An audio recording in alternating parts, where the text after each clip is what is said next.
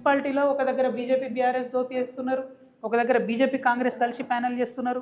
రకరకాల అరేంజ్మెంట్స్లో ప్యానెల్స్ అవుతున్నాయి. నష్టమేం లేదు. మంచి వాళ్ళని ఎన్నుకోండి దయచేసి. అవకాశం ఉన్న కాడ మా సింహం గుర్తు మీద నిలబడ్డోళ్ళకు అక్కడ కూడా ఓట్లేయండి.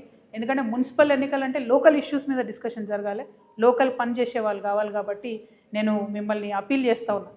ఇక విచిత్రమైన విషయం ఏంటంటే కాంగ్రెస్ ప్రభుత్వం వచ్చినప్పటి నుంచి ఇప్పటి వరకు ఇన్ని మున్సిపాలిటీలు ఉంటే, ఇప్పుడు ఎన్నికలకు పోతున్నాయి 116 మున్సిపాలిటీలు, 7 కార్పొరేషన్లు ఉంటే కేవలం ఒకే ఒక్క మున్సిపాలిటీకి అండర్ గ్రౌండ్ నిధులు మంజూరైనాయి. గెస్ చేయండి ఏ మున్సిపాలిటీ అయి ఉంటుంది అది? ముఖ్యమంత్రి గారికి గుంటనక్క గారికి ఉన్న సంబంధంతో కేవలం సిద్దిపేటకు మాత్రం అండర్ గ్రౌండ్ డ్రైనేజ్ మంజూరైంది.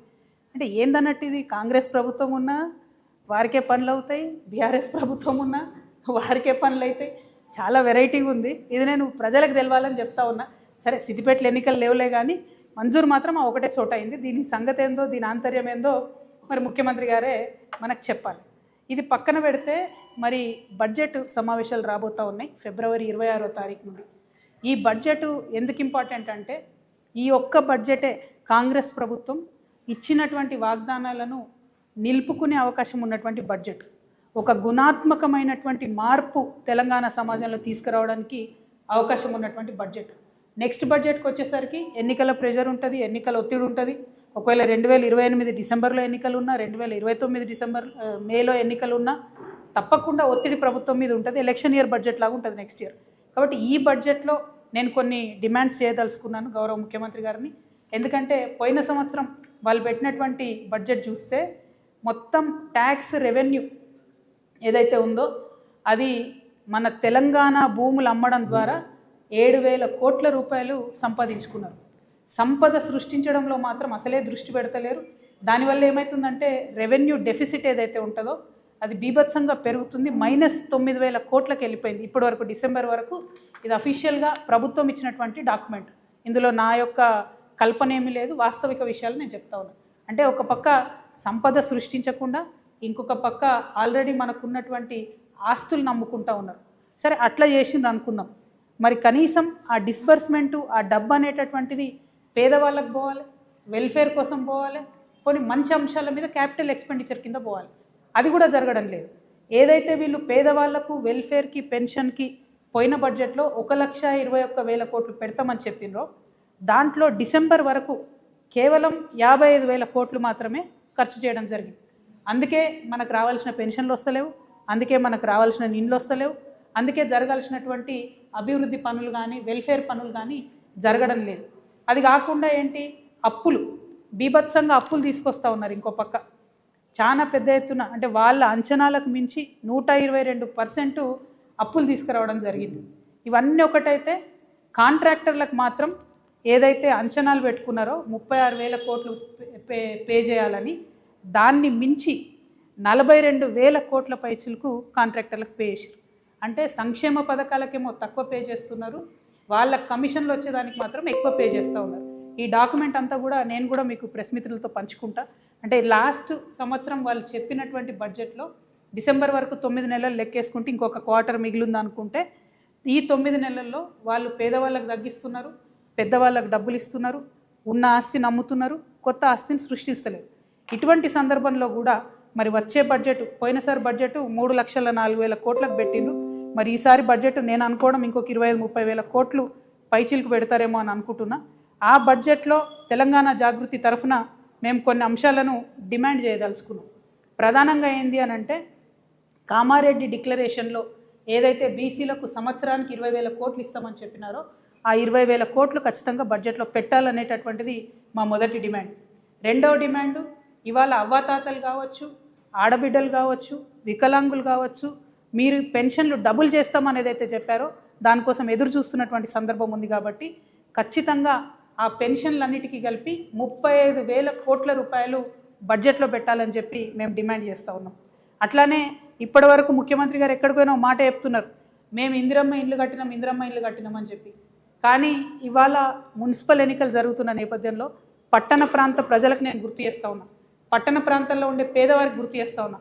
కేవలం గ్రామాలలో 4 లక్షల సంబంధించి ఇందిరమ్మ ఇండ్లకు డబ్బులు రిలీజ్ చేస్తున్నామని చెప్పారు. అందులో కూడా సగం వర్క్ స్టార్ట్ కాలేదు. కానీ పట్టణాలలో మాత్రం ఒక్క రూపాయి కూడా ఇందిరమ్మ ఇండ్లకు ఇవ్వలేదు. సో నేను డిమాండ్ చేస్తూ ఉన్నా, మీరు ఈ 26వ తారీఖు తర్వాత పెట్టే బడ్జెట్లో మీరు పేదవాళ్ళకి ఏదైతే ఇండ్లు 22 లక్షల ఇండ్లు కడతామని ఒక లక్ష్యం పెట్టుకున్నారో అది పూర్తి కావాలంటే ఈ సంవత్సరం 8 లక్షల ఇండ్లకు 25,000 కోట్ల రూపాయలు ఖచ్చితంగా బడ్జెట్లో పెట్టాలని తెలంగాణ జాగృతి తరఫున డిమాండ్ చేస్తూ ఉన్నాం.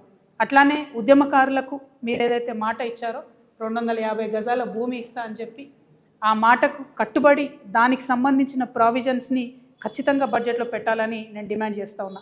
అమరవీరుల కుటుంబాలకు 25,000 రూపాయల పెన్షన్ ఇస్తామని మీరు ఏదైతే చెప్పారో దానికి సంబంధించినటువంటి ఒక అంశాన్ని బడ్జెట్లో చేర్చాలని నేను డిమాండ్ చేస్తూ ఉన్నా. ఆటో డ్రైవర్లకు 12,000 రూపాయలు ఏదైతే నెలకి ఇస్తామన్నారో దానికి సంబంధించిన అంశాన్ని బడ్జెట్లో పెట్టాలని నేను డిమాండ్ చేస్తున్నా. అట్లనే కళాకారులు తెలంగాణ వ్యాప్తంగా ప్రతి గ్రామంలో కళాకారులు ఉన్నారు. మరి ఆ కళాకారులకు ఒక మంచి ప్రావిజన్ ఉంది. ఈ ప్రభుత్వం, రాష్ట్ర ప్రభుత్వం కళాకారులను గుర్తించి గుర్తింపు కార్డు ఇచ్చి 500 రూపాయలు ఇస్తే చాలు. కేంద్ర ప్రభుత్వం నుంచి 5,500 రూపాయలు వచ్చే పథకం ఉన్నది. దాన్ని అడ్వాంటేజ్ తీసుకొని రాష్ట్ర ప్రభుత్వం తక్షణమే కళాకారులకు గుర్తించి దానికి సంబంధించిన ప్రావిజన్ని బడ్జెట్లో పెట్టాలని నేను డిమాండ్ చేస్తూ ఉన్నాను. అట్లానే చేవెళ్ళే ఎస్సీ ఎస్టీ డిక్లరేషన్ ఉంది. దానికి సంబంధించి ఎస్సీ ఎస్టీలకు సంబంధించి బడ్జెట్లో ప్రావిజన్ పెట్టాలని చెప్పి నేను డిమాండ్ చేస్తున్నా. వరంగల్లో రైతు డిక్లరేషన్ ఉంది.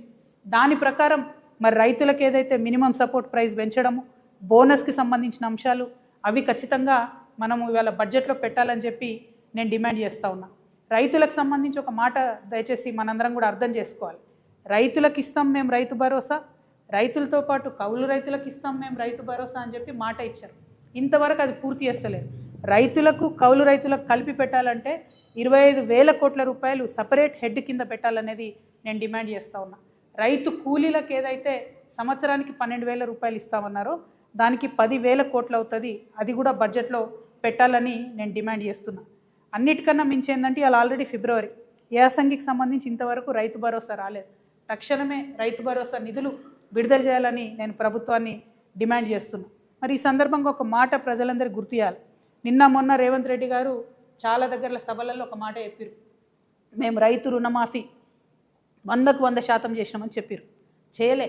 మీరేం చేసిండ్రు? మొదలు మీ అంతటా మీరే ప్రభుత్వం నుంచి 44,000 కోట్లు అయితే రైతు రుణమాఫీ అవుతుందని చెప్పారు. కానీ చేసింది ఎంత? 21,000 కోట్ల రూపాయలు. కానీ క్యాబినెట్ డెసిషన్ చేసింది ఎంత? 28,000 crores. అంటే 28,000 కోట్లు రైతు రుణమాఫీ చేయాలని క్యాబినెట్ చెప్తే మీరు చేసింది 21 కోట్లు. పైగా ముఖ్యమంత్రి గారు ఏమాత్రం మొహమాటం లేకుండా నేను 100% రుణమాఫీ చేసిన అంటారు. నేను ముఖ్యమంత్రి గారికి ఛాలెంజ్ విసురుతా ఉన్నా. మీ మహబూబ్ నగర్ పోదామా, మా నిజామాబాద్ వస్తారా, లేకపోతే హైదరాబాద్లో సెక్రటేరియట్కి మమ్మల్ని రమ్మంటారా? జాగృతి వల్ల వస్తాం. రుణమాఫీ కానీ రైతులందరినీ తీసుకొని వస్తాం. ఖచ్చితంగా మీరు 50% మంది రైతులకు రుణమాఫీ చేయలేదు. ప్రతి జిల్లాలో ప్రతి చోట ఎక్కడికి పోయినా రైతులు బాధపడతా ఉన్నారు. నిజంగా మీకు చిత్తశుద్ధి ఉంటే ఆ ఏదైతే మిగతా 50% మందికి రుణమాఫీ కాలేదో ఈ బడ్జెట్లో పెట్టి రుణమాఫీ చేయండి. ఎగ్గొట్టకండి దయచేసి రైతులకు. రైతన్నలు ఇబ్బందిలో ఉన్నారు. ఇప్పటికే మీరు యూరియా కూడా ఇవ్వలేని పరిస్థితులలో, మేనేజ్ చేయలేని పరిస్థితుల్లో రైతులు ఇబ్బంది పెడుతున్నారు. ఇది కరెక్ట్ కాదు. ముఖ్యమంత్రి గారు నిజాలు చెప్పండి ఇప్పటికన్నా అని చెప్పి మేము వారికి హెచ్చరిక చేస్తూ ఉన్నాం. అదే